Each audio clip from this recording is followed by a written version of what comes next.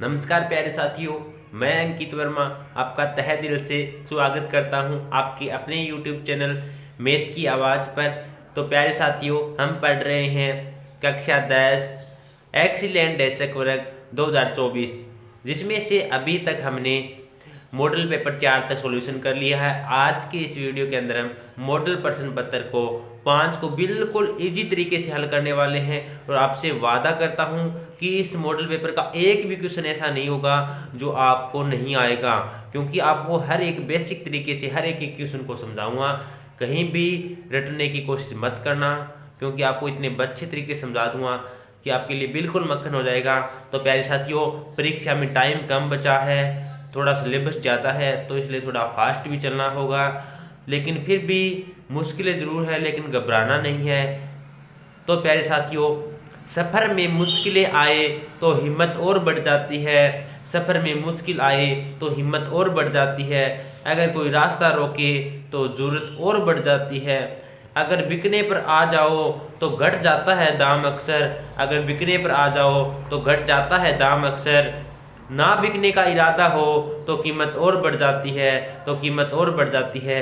तो प्यारे साथियों, हम हर एक मुश्किल को अच्छे से जिएंगे और अच्छे तक जब तक हमारा पेपर न हो जाए तब तक अच्छे से प्रैक्टिस करते रहेंगे। तो प्यारे साथियों, चलिए स्टार्ट करते हैं। देखिए, मॉडल क्वेश्चन पेपर 5 का पहला क्वेश्चन क्या कहता है। इसने कहा है एक अभाज्य संख्या के कुल गुणनखंडों की संख्या है। एक अभाज्य संख्या के कुल गुणनखंडों की संख्या पूछी है। तो प्यारे साथियों, कोई भी अभाज्य संख्या हो उसके गुणनखंड कितने बन सकते हैं, यही पूछा है। तो चलिए बता देता हूं कितने बनेंगे। देखिए, सबसे पहले अभाज्य संख्या क्या होती है, वैसे तो हम जानते हैं, लेकिन वापस से बता दूं। अभाज्य संख्या 2, 3, 5 ऐसे ऐसे चलती जाएगी, हमने पढ़ रखा है। अभाज्य संख्या वे होती है जिनमें सिर्फ अपने आप का भाग जाए, उसके अलावा किसी भी संख्या का भाग न जाए, तो वो अभाज्य संख्या कहलाती है। तो देखिए, 2, 3, 5 में सिर्फ अपने आप का ही भाग जा रहा है। 2 में 2 का जा रहा है, 3 में 3 का ही जा रहा है, 5 में 5 का ही जा रहा है, तो ये अभाज्य संख्या है। इसने बोला है कि अभाज्य संख्याओं के गुणनखंड कितने होते हैं। तो देखिए, किसी भी संख्या को ले लूँ, मैं 2 ले लूँ, तो इसका अभाज्य गुणनखंड करते हैं। तो 2 में 2 का भाग दिया, 2 एकम 2, फिर 1 में 1 का भाग दिया 1, कितना आया 2 गुणा 1, कितने आए 1 और 2। कितने गुणनखंड होते हैं, 2 गुणनखंड होते हैं। तो ऑप्शन नंबर कौन सा करेक्ट हो जाएगा, ऑप्शन नंबर C बिल्कुल करेक्ट हो जाएगा। प्यारे साथियों, बिल्कुल इजी क्वेश्चन है, ध्यान से समझते हुए चलना है। एक भी क्वेश्चन नहीं रटाऊंगा, बिल्कुल समझा दूंगा, ठीक है, बारीक से। नेक्स्ट क्वेश्चन कहता है द्विघात समीकरण x² प्लस 99x प्लस 127 के शून्यक होंगे। क्या दिया गया है, x² प्लस 99x प्लस 127 ये दिया गया है। तो प्यारे साथियों, अब हमें पता है कि किसी बहुपद की जितनी घात होती है उसकी उतने ही शून्यांक होती हैं। तो अब ये तो पता होगा कितने शून्यांक होंगे, 2 शून्यांक होंगे, ठीक है। अब ये इसमें ऑप्शन में दिया गया है कि दोनों धनात्मक होंगे, ऋणात्मक होंगे, समान होंगे। तो प्यारे साथियों, अगर जो x वाला पद और ये जो अचर पद है, अगर दोनों ही पॉजिटिव है, याद रखना ऐसे केस में अगर जो x होता है उसके साथ वाला पद और जो अचर पद है ये अगर दोनों ही पॉजिटिव हो तो उसके शून्यांक क्या आएंगे, दोनों ही ऋणात्मक आएंगे। क्या आएंगे, ऋणात्मक। तो देखो ऑप्शन नंबर कौन सा करेक्ट हो जाता है, दोनों ऋणात्मक। ऑप्शन नंबर B बिल्कुल करेक्ट हो जाएगा प्यारे साथियों। इसी तरह चलिए चलते हैं नेक्स्ट क्वेश्चन पर। नेक्स्ट क्वेश्चन क्या कहता है, एक बटन का माध्य तथा माध्य क्रम से 14 था 15 है, तो बहुलक का मान क्या होगा। तो प्यारे साथियों, ऐसे क्वेश्चन में हमने एक फार्मूला पढ़ा है जो पीछे वाले मॉडल में हमने यूज किया था, वही यहाँ पर यूज करेंगे। हम जानते हैं कि एक फार्मूला होता है, क्या होता है देखना, 3 माध्यिका माइनस 2 माध्य किसके बराबर होगा, बहुलक के बराबर होगा, बहुलक के बराबर होता है, ठीक है। तो यहां से देखो कि जो माध्यक दिया गया है, माध्य दिया गया है 14 और माध्यक दिया गया है 15। तो 3 गुणा माध्यक का कितना दिया गया है 15, माइनस है तो माइनस 2 गुणा माध्य कितना दिया गया है, माध्य दिया गया है 14। बराबर में क्या मिलेगा, बहुलक मिलेगा। अगर मैं इस चीज़ को हल कर दूं तो बहुलक का मान आ जाएगा 15 तिये 45, 14 दूनी 28, 15 में से 28 घटाओ 15 में से 8 गया 7 और 3 में से 2 गया 1। ऑप्शन नंबर 17 कौन से ऑप्शन में है, देखो ऑप्शन नंबर ब बिल्कुल करेक्ट हो जाएगा प्यारे साथियों। बिल्कुल आसान क्वेश्चन था। देखिए 3 माध्यिका माइनस 2 माध्यिका बहुलक के बराबर होता है, तो यहाँ से जो माध्यिका का मान दिया था माध्यिका का रख लिया, माध्यिका दिया था वो माध्य का रख लिया। इस तरह आसानी से हमारे पास आंसर आ जाता है। बिल्कुल इजी क्वेश्चन है, ठीक है। आगे का है के का वह मान ज्ञात कीजिए जिनके लिए रेखिक समीकरण युग्म के एक्स प्लस के बराबर के स्क्वायर है, एक्स प्लस के वाई बराबर 1 है, तो परिमित रूप से अनेक हल है। ठीक है प्यारे साथियों, सबसे पहले यहाँ से दो समीकरण दी है, यहाँ से a1 a2 b1 b2 के मान निकाल लीजिए। और मैं डायरेक्ट बता रहा हूँ, देखिए जो पहला अक्षर होता है वो किसका मान होता है, a1 का, और दूसरे समीकरण में पहला अक्षर होता है वो a2 का मान होता है, और इसमें y का गुणांक है वो b1 होता है, इसमें y का गुणांक होता है वो b2 होता है। इसमें जो k है वो क्या होता है, c1 होता है, और इसमें जो एक है वो c2 होता है। ठीक है, यहाँ से हमने ये तो पढ़ना सीख रखा है कि a1 का मान कैसे निकालते हैं, ये तो बिल्कुल ईजी है। लेकिन आगे क्या करना है, आगे करना है, इसने कहा अपरिमित रूप से अनेक हल है। जब भी अपरिमित रूप से अनेक हल होती है तो कौन सी रेखाएं होती है, संपाती रेखाएं होती है, संपाती संपाती रेखाएं होगी। किस प्रकार की रेखा होगी, संपाती रेखा। अगर संपाती रेखा होगी तो हल किस प्रकार हो जाएगा, a1 बटा a2 बराबर होगा b1 बटा b2 बराबर होगा c1 c2। इससे पहले वाले मॉडल में हमने पढ़ा, वहां पे क्या थी, समांतर रेखा थी जो कि b1 b2 c1 c2 के बराबर नहीं था। यहाँ पे तीनों बराबर होंगे। ठीक है, ये छोटी छोटी बातें आपको ध्यान रखनी होती है।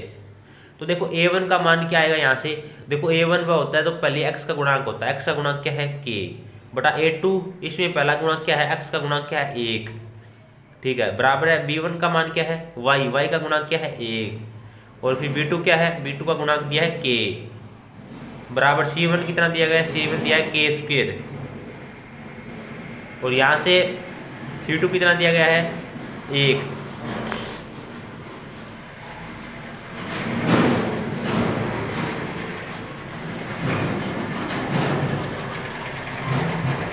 तो यहाँ से क्या होगा, इन दोनों को बराबर रख लेते हैं, तो k बटा 1 बराबर हो जाएगा 1 बटा k। तो इनको क्रॉस मल्टीप्लाई करेंगे तो k का k से मल्टीप्लाई किया k स्क्वायर, 1 का 1 से मल्टीप्लाई किया 1, यहाँ से स्क्वायर हटाएंगे तो इधर क्या लग जाएगा अंडरूट, और अंडरूट 1 का मतलब क्या होता है प्लस माइनस 1। तो ऑप्शन नंबर देखो कौन से में करेक्ट है, plus minus 1। Option number A बिल्कुल करेक्ट हो जाएगा, प्लस माइनस 1। प्यारे साथियों आप समझ रहे होंगे, बिल्कुल आसान क्वेश्चन है। ठीक है, चलिए नेक्स्ट क्वेश्चन क्या दिया गया है। इसने कहा है कि समांतर श्रेणी 5, 8, 11 और 47 के अंतिम पद से प्रथम पद की ओर दूसरा पद बताइए। सबसे पहले देखिए, देखते हैं, बड़ा आसान क्वेश्चन है। अगर थोड़ा भी आपने दिमाग लगा लिया तो डायरेक्ट आप उत्तर बता सकते हैं। इसने तो समांतर श्रेणी दी है, वो लिख लेता हूँ 5, 8 और क्या दिया गया है 11 और 47। ये 47 क्या है, अंतिम पद का मान दिया गया है। अब यहाँ से देखो, हमने एक बात देखी, इसने कहा है कि इस वाले पद से जो पहले वाला पद आएगा ना वो बताना है, इस वाले से पहले वाला पद क्या आएगा। एक बात बताओ, तो 5 में हमने 3 जोड़ा, 8 है, 8 में 3 जोड़ा 11 है, 3 3 जोड़ते जा रहे हैं। अगर मैं 11 में से 3 घटाऊं, ये देखो ये वाला संख्या है, मान लो 11 में से 3 घटाऊं तो वापस 8 मिलेगा, 8 में से 3 घटाऊं तो वापस 5 मिलेगा। इसी तरह अगर मैं 47 है और 47 में भी 3 घटाऊंगा तो इससे पहले वाला पद मिलेगा ना, तो 47 में से 3 घटाऊंगा तो क्या मिलेगा 44, और यही हमारा आंसर हो जाएगा। देखो डायरेक्ट थोड़ा सा दिमाग लगाने की, ठीक है, जरूरत थी। यहाँ पे मैंने देखा कि 5 में से 3 जोड़ा 8, 8 में से 3 जोड़ा 11, लेकिन वापस भी अगर 11 में से 3 घटा दूं तो पहले वाली संख्या मिलेगी। इसी तरह लास्ट वाला संख्या दिया है, इसमें से 3 घटा दूंगा तो इससे पहले वाली संख्या मिल जाएगी। आई होप कि आप समझ गए हैं। ठीक है, इसका ऑप्शन नंबर कौन सा करेक्ट हो जाएगा, ऑप्शन नंबर स, बिल्कुल करेक्ट हो जाएगा ऑप्शन नंबर स। चलिए नेक्स्ट क्वेश्चन पे चलते हैं, जो ये कहता है उसके अकॉर्डिंग। इसने कहा है कोई त्रिभुज डी ई एफ है और कोण पी क्यू आर है। सबसे पहले क्या बनाते हैं, एक त्रिभुज डी ई एफ बनाते हैं और त्रिभुज पी क्यू आर बनाते हैं। देखिए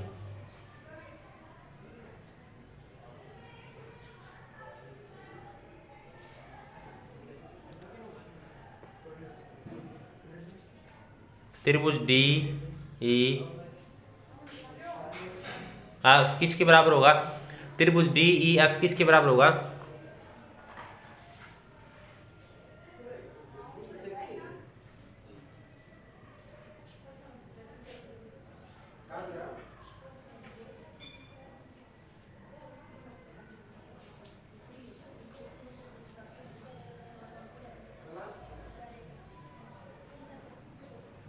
तो यहाँ से देखिए क्या हो जाएगा, ये बना रहा हूँ मैं डायग्राम, डी ई एफ और क्यू है, और यहाँ पे कौन सा कोण दिया गया है?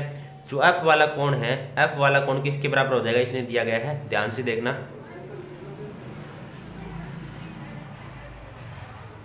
ये हो जाएगा आर और पी, ये हो जाएगा पी क्यू आर। दो डायग्राम बना लिए। इसने बोला कोई दो त्रिभुज है, दोनों त्रिभुज बना लिए। इसने बोला है जो दिया है वो लिख लेते हैं। इसने बोला है कि कोण डी है वो किसके बराबर है? कोण क्यू के। और कोण आर है वो किसके बराबर है? कोण ई की।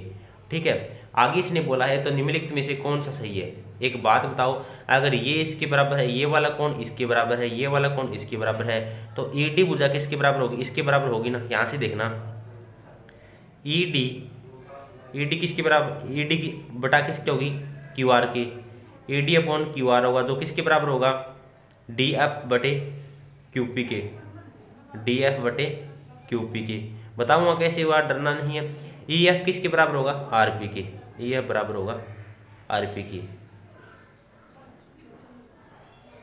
तो देखो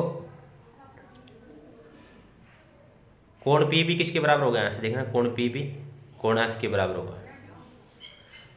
ठीक है, अब देखना ये तीनों कोण आपस में बराबर है, तो ये वाली भुजा इसके बटा में होगी, ये वाली भुजा इसके बटा में होगी, ये वाली इसकी बटा में होगी, और तीनों क्या होगी? आपस में बराबर होगी। अब देखो ये तीनों कौन से ऑप्शन में बराबर मिलती है हमको? तीनों भुजा कौन से ऑप्शन में बराबर मिलती है? इसने बोला है कि निम्न में से कौन सा सही नहीं है। अगर ये तीनों जो बराबर मिलेगी वो तो सही है, लेकिन अगर जिसमें ये तीनों बराबर नहीं मिली वही सही आंसर हो जाएगा, क्योंकि यही पूछा है। तो ऑप्शन नंबर देखो कौन से में है। इसने कहा है, देखो सी दिखाई दे रहा है, D E upon Q R. D E upon Q R किसके बराबर दिया इसने? डी एफ बटा पी क्यू के। डी एफ बटा पी क्यू के दिया है, तो सही है। ऑप्शन नंबर बी को करेक्ट चेक करते हैं। तो देखो डी ई किसके अपॉन में है? डी ई किसके अपॉन में है? पी क्यू के। लेकिन यहाँ पे तो क्यू आर है नीचे। देखो इसने बोला है ऑप्शन नंबर बी, देखो इसने कहा है D E upon P Q, तो यहाँ पे तो डी ई अपॉन क्यू आ रहा है। इसका मतलब जो ऑप्शन बी है वो बिल्कुल गलत है, और हमें यही चेक करना था कि ऑप्शन नंबर बी कौन सा गलत है। आई होप कि आप समझ गए होंगे। तो प्यारे साथियों, इसका ऑप्शन नंबर बी बिल्कुल करेक्ट हो जाएगा। ठीक है, तो चलिए नेक्स्ट क्वेश्चन पे चलते हैं। इसने कहा है कि बिंदु P 3,4 की एक्स अक्ष से दूरी। तो प्यारे साथियों, ऐसे सवाल को हम पहले भी देख चुके हैं। अगर हमें एक्स अक्ष से दूरी पूछे और निर्देशांक दिए हुए हैं तो हमें वाई एक्स वाला बता देना है। तो मैं बता देता हूँ, यहाँ पे देखना, देखो यहाँ पे दिया गया है P का 3,4, क्या दिया गया है? 3,4। ये वाला निर्देशांक होता है एक्स का, ये वाला होता है वाई का। ठीक है, ये दोनों निर्देशांक होते हैं। इसने कहा है कि एक्स अक्ष से दूरी पूछी है। एक्स अक्ष से दूरी पूछी है ना, तो ये वाई वाला निर्देशांक बता दो। कितना है वाई वाला निर्देशांक? 4, और यही इसका आंसर हो जाएगा। तो ऑप्शन 4 कौन से में? ऑप्शन नंबर बी बिल्कुल करेक्ट हो जाएगा। ठीक है प्यारे साथियों, बिल्कुल आसान क्वेश्चन है, इजी सी करते जाना है। अगर कोई भी दिक्कत हो तो कॉमेंट कर देना। चलिए चलते हैं नेक्स्ट क्वेश्चन नंबर 8 पर। तो प्यारे साथियों, नेक्स्ट क्वेश्चन दिया गया है 3 से 45 डिग्री कोस 45 डिग्री का मान क्या होता है? अगर प्यारे साथियों आपने ट्रिग्नोमेट्री टेबल को पढ़ा है तो बिल्कुल चुटकियों में क्वेश्चन हल होने वाला है। तो चलिए हल करते हैं। इसने दिया है 3 से 1, सबसे देखिए 3 से 1 45 डिग्री प्लस कोस 45 डिग्री ये दिया गया है। तो सेक 45 की वैल्यू क्या होती है, कोस 45 की वैल्यू क्या होती है? तो प्यारे साथियों 3 सेक 45 की वैल्यू हम जानते हैं √2 होती है, और कोस 45 की वैल्यू क्या होती है? 1/√2 होती है। तो √2 से √2 कैंसिल, यहाँ पे क्या बचेगा? 3। तो ऑप्शन नंबर 3 देखो कौन से ऑप्शन में आ रहा है? तो आप कहेंगे कि option number 3 sir option number the में है। बिल्कुल करेक्ट हो जाएगा ऑप्शन नंबर द। बिल्कुल आसान क्वेश्चन मिल रहे हैं आज तो हमको। तो चलिए इसका नेक्स्ट क्वेश्चन क्या है? थोड़ी स्पीड जरूर है, लेकिन अगर आपको फिर भी स्पीड से दिक्कत है तो आपको ऑप्शन मिल जाएगा यूट्यूब में, वहाँ से आप कम भी कर सकते हैं। ठीक है, लेकिन समझना यार क्वेश्चन को, किसी को रटना नहीं है। इसने बोला है किसी मीनार की छाया उसकी ऊंचाई के बराबर हो तो सूर्य का यूनियन कोण, ये कोई मीनार है, ठीक है, और कोई भी मीनार है उसकी छाया जो ये वाली रेखा होती है ये उसकी छाया होती है, क्योंकि ये मीनार है छाया वो हमेशा नीचे गिरती है। तो इसने बोला है तो ये कोण बनेगा, ये कोण थीटा, इसका मान बताना है, इस वाले कोण थीटा का मान बताना है।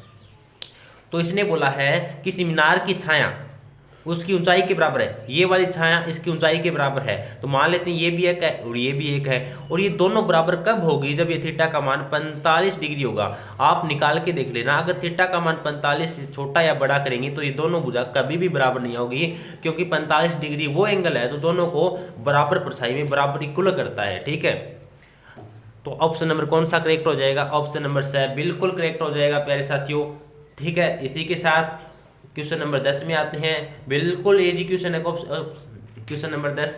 इसने बोला है प्रक्षेपो 3, 4, 6, 8 व 14 का माध्य क्या होगा, माध्य ज्ञात करना हम आसानी से सीख चुकी हैं। इसने बोला है 3, 4, 6, 8 और 14 का माध्य क्या होगा, तो माध्य का फार्मूला क्या होता है, संख्या का योग बटे संख्या। तो सबसे पहले इनका योग कर दो, 3, 4 और 6 और 8 और 14, कितनी संख्या है 1, 2, 3, 4, 5, तो 5 का भाग लगा दो, इनको जोड़ो 3 और 4 7, 7 और 6 13, 13 और 8 कितना होता है 21, 21 और 14 कितना हो जाएगा,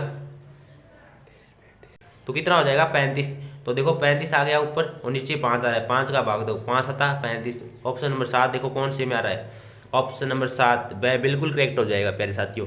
आज तो आपको भी लग रहा होगा कि सर बिल्कुल आसान आसान क्वेश्चन आ रहे हैं, वास्तव में मजा आ रहा है, ठीक है। चलिए नेक्स्ट क्वेश्चन नंबर 11 पर चलते हैं। इसने बोला है निम्न चित्र में त्रिज्या का एक वृत्त की भ्रमा बिंदु P से स्पर्शरेखा PT खींची गई है, तो PT 24 है, और यदि Q वृत्त की केंद्र है तो PR की लंबाई ज्ञात कीजिए। सबसे पहले मैं ये डायग्राम बना लेता हूँ, ठीक है, देखना एक बार डायग्राम बना लेता हूँ। तो प्यारे साथियों हमने डायग्राम बना लिया, इसमें से दिया गया है कि जो 7 सेमी वाली त्रिज्या एक वृत्त के भ्रमा बिंदु P से स्पर्शरेखा 7 सेमी वाली भ्रमा बिंदु, देखो कोई वृत्त का केंद्र है उससे कोई भ्रमा बिंदु P है, उससे कोई स्पर्शरेखा T है, ठीक है, T पर खींची गई है, तो PT की लंबाई दी गई है 24 सेंटीमीटर, और ये O से लेकर T की त्रिज्या दी है हमें 7 सेंटीमीटर, ठीक है, ये 7 है और ये त्रिज्या है, ठीक है। इसने कहा है यदि O वृत्त का केंद्र है तो PR की लंबाई ज्ञात कीजिए, यहाँ से लेकर यहाँ तक की लंबाई ज्ञात करनी है। प्यारे साथियों अगर मैं यहाँ से लेकर O तक लंबाई ज्ञात कर दूं तो इसमें ये तो त्रिज्या है, और त्रिज्या हमें पता है कि वृत्त की त्रिज्या चाहे यहाँ खींचो चाहे यहाँ खींचो ये तो रहेगी, तो 7 ही, ये 7 है तो ये भी 7 होगी। अगर मैं इस वाली लंबाई का मान ज्ञात कर लूँ उसमें 7 ऐड कर दूँ तो मेरे पास क्या आएगा प्यारे साथियों, इस पूरी रेखा की लंबाई आ जाएगी। तो चलिए ज्ञात करते हैं। ये होता है देखो ये 90 डिग्री है, तो ये क्या है, ये क्या हो जाएगा लंब, ये लंब हो जाएगा, ये आधार हो जाएगा और ये कर्ण हो जाएगा, ठीक है। हमें क्या ज्ञात करना है, ये ज्ञात करना है। तो देखो कर्ण स्क्वायर बराबर क्या होता है, कर्ण स्क्वायर बराबर होता है लंब स्क्वायर प्लस आधार स्क्वायर, हम जानते हैं। तो देखो कर्ण स्क्वायर के का स्क्वायर, लंब स्क्वायर कितना होता है, लंब देखो ये देखो 90 डिग्री है तो ये लंब होगा, क्योंकि ये जो त्रिज्या के साथ 90 डिग्री का कोण बनता है, तो जो एंगल होता है 90 डिग्री का होता है उसके पास वाली भुजा क्या होती है, लंब होती है। लंब कितना है 24 का स्क्वायर कर दो, प्लस आधार कितना है 7 का स्क्वायर कर दो, 7 का स्क्वायर कर दिया। आगे क्या करना है, 24 का स्क्वायर हम जानते हैं 576 होता है, 7 का स्क्वायर हम जानते हैं 49 होता है, 576 में 49 को ऐड किया 625 आ गया। अब देखो के स्क्वायर, अगर स्क्वायर को यहाँ से उठाऊंगा तो क्या जाएगा, इधर वर्गमूल लग जाएगा। 625 किसका वर्गमूल होता है, आप कहेंगे सर 25 का होता है, ठीक है, क्योंकि वर्गमूल निकालना हमने अच्छे से सीखा है। 25 आ गया। अब देखो किसकी लंबाई आ गई, के कौन था, PO था, PO की लंबाई आ गई 25। ये देखो यहाँ तक लेकर यहाँ तक की लंबाई कितनी आ गई 25, और ये त्रिज्या 7 है तो ये भी त्रिज्या 7 होगी। अगर मैं 25 में 7 जोड़ दूँ तो कितना आएगा 32। तो 32 देखो कौन से ऑप्शन में आ रहा है, 32 ऑप्शन नंबर स में आ रहा है, बिल्कुल करेक्ट हो जाएगा प्यारे साथियों। आज तो बिल्कुल इजी क्वेश्चन है मिल रहे हैं, दिल खुश हो गया। चलिए नेक्स्ट क्वेश्चन पे चलते हैं। इसने बोला है एक ठोस अर्धगोले का पृष्ठीय क्षेत्रफल कितना होता है प्यारे साथियों। बिल्कुल इजी है, डायरेक्ट हमने अच्छे से याद किया है कि एक ठोस अर्धगोले का पृष्ठीय क्षेत्रफल 3 पाई आर स्क्वायर होता है, 3 pi R square. Option number A बिल्कुल करेक्ट हो जाएगा। चलिए नेक्स्ट क्वेश्चन पे चलते हैं। इसने बोला है एक्स जो 13वां क्वेश्चन इसमें दिया है त्रिज्या आर वाले वर्त के त्रिज्य खंड का क्षेत्रफल जिसका कोण P डिग्री है तो निम्नलिखित है। इसमें से देखना है कि कौन सा ऑप्शन आएगा। बिल्कुल आसान है, घबराना नहीं है कहीं भी, क्योंकि आपके साथ मैं हूं। देखिए इसने बोला त्रिज्या आर वाले वर्त, कोई वर्त है उसका त्रिज्य खंड का क्षेत्रफल क्या होता है वो बताइए। पहले त्रिज्य खंड का क्षेत्रफल होता है pi theta upon 360 degree into pi R square होता है। अब ये देखो कौन से ऑप्शन में मिल रहा है, तो जैसे ही हमारी नज़र ऑप्शन पर गई तो आप तो कहेंगे सर यहाँ पे तो 180 है और यहाँ पे 360 मिला, तो ऊपर क्या मिल रहा है 2 पाई आर, लेकिन हमें तो पाई आर है। तो आपकी आगे नज़र गई, आपने कहा कि सर इसमें भी 2 पाई आर स्क्वायर है, इसमें भी 2 पाई आर स्क्वायर है और यहाँ पे क्या है 720 है। तो आप क्या कहेंगे, देखो 720 को अगर मैं उसको ऊपर नीचे 2 से गुणा कर दूँ तो 2 को गुणा किया तो ऊपर वाला तो क्या हो जाएगा theta into 2 pi R square, और नीचे क्या हो जाएगा 360 को 2 से गुणा किया 720।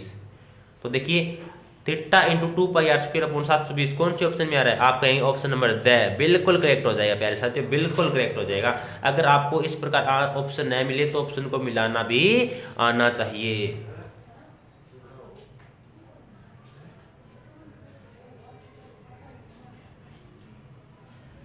तो प्यारे साथियों नेक्स्ट क्वेश्चन क्या है, 14 नंबर क्वेश्चन क्या है, चलिए चलते हैं उस पर। इसने बोला 1 2 3 4 ऐसे कोई 15 तक क्या दर्शक है, उसमें से 4 का एक गुण चुने जाने की प्रायिकता कितनी है। प्रायिकता का फार्मूला क्या होता है। इसने बोला है कि 1 2 3 4 5 6 7 ऐसे ऐसे कितनी है 15 तक संख्याएं हैं। उसमें से क्या होना चाहिए 4 का गुण अर्थात 4 का मल्टीपल होना चाहिए। तो देखो प्रायिकता का फार्मूला क्या होता है, पहले ये देखो प्रायिकता का फार्मूला होता है कि अनुकूल घटनाएं बटे कुल घटनाएं। शॉर्ट में लिख रहा हूं अनुकूल घटनाएं बटे कुल घटनाएं। तो देखो 4 का गुणज की प्रायिकता पूछी है तो 4 का गुणज कितना होगा 4 दूनी 8। देखो एक तो 4 आ गया, एक 4 दूनी 8 आ गया, एक 4 3 12 आ गया, 4 चौके 16। 16 तो क्या होता है 15 से आगे चला जाता है, तो ये तो इसका गुणज होगा नहीं। कितने मिले 1 2 3, अनुकूल घटना कितनी है 3 और कुल कितनी है 15, तो 3 एकम 3 3 पंजा 15, 1/5 ऑप्शन नंबर कौन सा करेक्ट हो जाएगा 1/5। देखो ऑप्शन नंबर 6 बिल्कुल करेक्ट हो जाएगा प्यारे साथियों, बिल्कुल आसान क्वेश्चन है। अगर ऐसा पेपर आ जाए तो दिल खुश हो जाएगा। ठीक है, इसका लास्ट क्वेश्चन करते हैं। लेकिन इसने बोला है समांतर श्रेणी 17 15 13 के कितने पद ले जाए कि इसका योग 81 हो जाए। बिल्कुल आसान क्वेश्चन है। देखा इसने कहा है देखो समांतर श्रेणी 17 15 13 के कितने पद ले जाए। सबसे देखो इसने पहले लिख लेता हूँ 17 15 13 कि कितने पद ले जाए कि उनका योग दिया हुआ है, कितना है योग दिया हुआ 81। तो देखिए सबसे पहले ए का मान कितना दिया गया है, यहाँ पे 17 दिया गया है। और डी का मान क्या होता है आपको पता है, अगर A2 में से A1 घटाएंगे तो क्या आएगा डी आएगा। A2 माइनस A1, A2 की वैल्यू क्या है 15, माइनस A1 की वैल्यू कितनी है 17, 15 में 17 घटाएंगे माइनस का 2। ए का मान आ गया, डी का मान आ गया।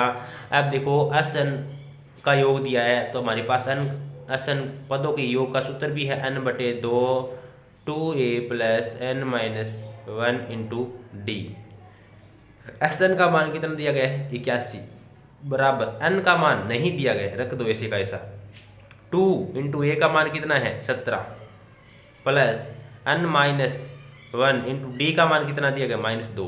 अब इसको हल करते हैं, चलो इसको हल करेंगे तो देखना ये 2 गुणा में है, इधर आएगा तो भाग में मैं डायरेक्ट यहीं से भेज देता हूँ।